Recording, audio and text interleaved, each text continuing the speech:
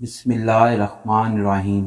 شروع اللہ کے نام سے جو بڑا مہربان نہایت رحم والا ہے۔ السلام علیکم۔ حضرت ابن عباس رضی اللہ تعالیٰ عنہ فرماتے ہیں کہ شام کے ایک یہودی نے ہفتے والے دن توریت کھولی تو اس نے 4 مقامات پر حضور صلی اللہ علیہ وآلہ وسلم کی تعریف دیکھی۔ یہودی نے وہ جگہ کاٹ کر جلا دی۔ اگلے ہفتے پھر توریت کھولی تو 8 مقامات پر حضور صلی اللہ علیہ وآلہ وسلم کی نعت اور تعریف کا ذکر پایا۔ اس نے وہ حصہ بھی وہاں سے کاٹ کر جلا دیا۔ تیسرے ہفتے پھر توریت کھولی تو یہی ذکر 12 مقامات پر پایا۔ یہودی سوچ میں پڑ گیا کہ اگر یوں ہی میں کاٹتا رہا تو ساری توریت حضور صلی اللہ علیہ وآلہ وسلم کے ذکر سے بھر جائے گی۔ وہ اپنے ساتھیوں سے پوچھنے لگا کہ حضرت محمد صلی اللہ علیہ وآلہ وسلم کون ہیں؟ اس کے ساتھیوں نے بتایا کہ وہ معاذ اللہ ایک جھوٹا شخص ہے، بہتر ہے کہ تو اسے نہ دیکھ۔ یہودی کہنے لگا، موسیٰ علیہ السلام کی تورات کی قسم، مجھے ان کی زیارت سے نہ روکو۔ ساتھیوں نے اجازت دے دی اور وہ اپنی سواری پر بیٹھ کر منزل طے کرتا ہوا مدینے کے پاس پہنچا تو سب سے پہلے حضرت سلیمان فارسی رضی اللہ تعالیٰ عنہ سے ملاقات ہوئی۔ وہ بہت خوبصورت تھے۔ ان کو دیکھ کر سمجھا کہ شاید یہی حضرت محمد صلی اللہ علیہ وآلہ وسلم ہیں، حالانکہ اس وقت حضرت محمد صلی اللہ علیہ وآلہ وسلم کو اس دنیا سے سفر کیے ہوئے 3 دن ہو چکے تھے۔ حضرت سلیمان فارسی رضی اللہ تعالیٰ عنہ روئے اور بولے، میں ان کا خادم ہوں۔ وہ بولا، آپ صلی اللہ علیہ وآلہ وسلم کہاں ہیں؟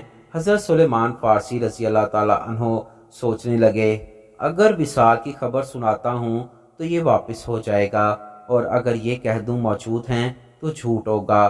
بالآخر کہا، میں تجھے حضرت محمد صلی اللہ علیہ وآلہ وسلم کے صحابہ کرام اجمعین کے پاس لے چلتا ہوں۔ مسجد میں آیا تو سب کے سب صحابہ اکرام غم کی تصویر بنے ہوئے تھے۔ یہودی یہ سمجھ کر کہ حضور صلی اللہ علیہ وآلہ وسلم ان میں موجود ہیں کہنے لگا، السلام علیکم۔ محمد صلی اللہ علیہ وآلہ وسلم کا کلمہ پڑھا، جس سے تمام صحابہ میں کوہرام مچ گیا اور اس سے پوچھنے لگے، تو کون ہے؟ اجنبی معلوم ہوتا ہے، تجھے معلوم نہیں حضرت محمد صلی اللہ علیہ وآلہ وسلم کا 3 روز پہلے وصال ہو چکا ہے۔ یہ سن کر وہ یہودی چیخو پکار کرنے لگا، ہائے میرا غم، ہائے میرے سفر کی ناکامی، اے کاش مجھے میری ماں نے نہ جانا ہوتا، اگر جن ہی دیا تو کاش میں تورات نہ پڑھتا، اور وہ بھی پڑھ لی تو کاش میں حضور صلی اللہ علیہ وآلہ وسلم کی تعریف نہ پڑھتا، یہ بھی اگر کر دیا تو مجھے آپ صلی اللہ علیہ وآلہ وسلم کی زیارت نصیب ہو جاتی۔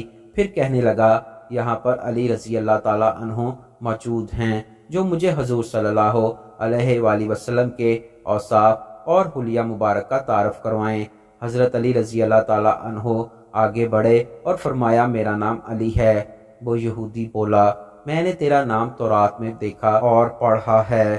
حضرت علی رضی اللہ تعالیٰ عنہ نے حلیہ مبارک بیان کرنا شروع کر دیا کہ آپ صلی اللہ علیہ وآلہ وسلم نہ حد سے زیادہ لمبے اور نہ ہی چھوٹے قد کے تھے۔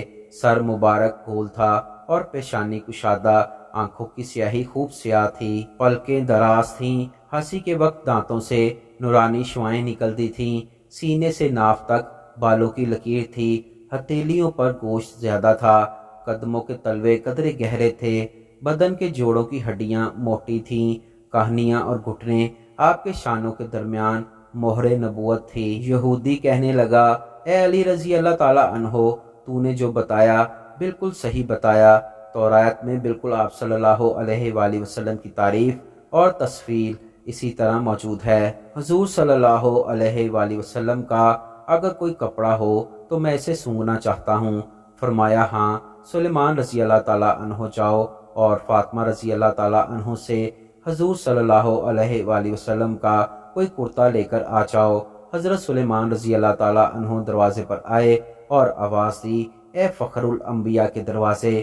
اندر سے حسن رضی اللہ تعالیٰ عنہ اور حسین رضی اللہ تعالیٰ عنہ کے رونے کی آواز آ رہی تھی، لہٰذا دروازہ کھٹکھٹانا پڑا تو اندر سے آواز آئی، یتیموں کا دروازہ کون کھٹکھٹا رہا ہے؟ حضرت سلیمان فارسی رضی اللہ تعالیٰ عنہ نے اپنا نام بتایا اور حضرت علی رضی اللہ تعالیٰ عنہ کا پیغام دیا۔ حضرت فاطمہ رضی اللہ تعالیٰ عنہ روتے ہوئے بولیں، میرے بابا کا کرتا کون پہنے گا؟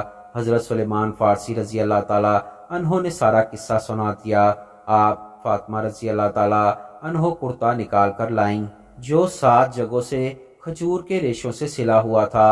حضرت علی رضی اللہ تعالیٰ عنہ نے پکڑ کر اسے سونگا، پھر دوسرے تمام صحابہ نے سونگا۔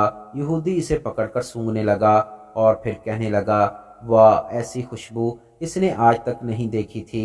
اس کے بعد یہودی قبر مبارک پر حاضر ہوا اور آسمان کی طرف سر اٹھا کر کہنے لگا، اے اللہ، میں گواہی دیتا ہوں کہ تو واحد ہے، یکتا اور یگانہ ہے، کائنات تیری نیاز مند اور تو بے نیاز ہے، اور یہ بھی گواہی دیتا ہوں تیرے حبیب نے جو کچھ فرمایا میں اس کی تصدیق کرتا ہوں اور ان پر ایمان لاتا ہوں۔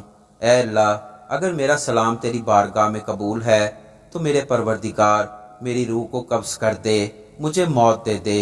یہ کہہ کر اس یہودی نے وہیں گر کر اپنی جان دے دی۔ حضرت علی رضی اللہ تعالیٰ عنہ نے اسے غسل دیا اور اسے جنت البقیع میں دفن کیا گیا۔